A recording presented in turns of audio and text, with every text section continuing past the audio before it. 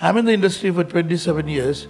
It took me a good 20 years. When I did the book only, I understood the food, the philosophy, the emotional connection, the people. There is a connection. And that's what the religion, food, everything. And food has that emotional attachment, and which carries very well.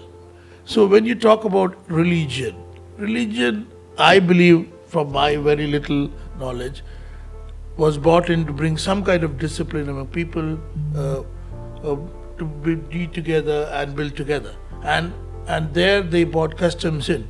So if you look at from food philosophy to the temple, the festivals, religions, it's all basis of well-being, nutrition.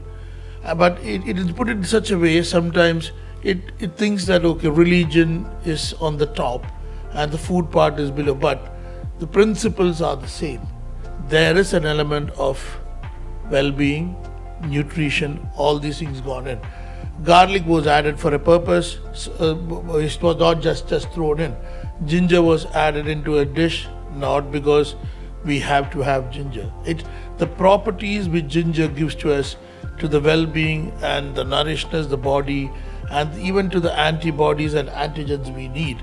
That's where the food has been done. But in our culinary world or in the culinary school, we are never taught that.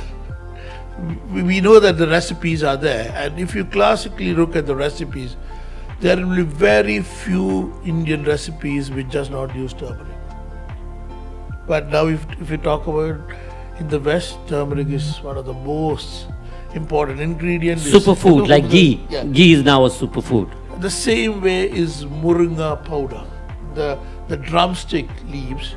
In my childhood, my mother used to make me a thoran. Thoran is a dry vegetable. Any vegetable cut into small, stir-fried with coconut. Because I come from Kerala, everything revolves around coconut. And now they have been drying the leaves and powder, and that is a superfood now. So it's again, but I believe the values it brings in, and we got a big colonial history in Cochin. The Portuguese, Dutch, the English. I always thought it was the Brits. No, it's the Portuguese. And going back to a dish called the pork vindaloo.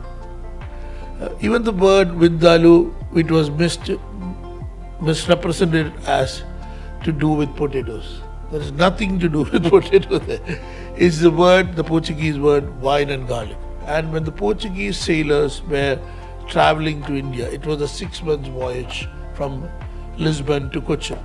So they carried a lot of pickled meats, which later converted into curry.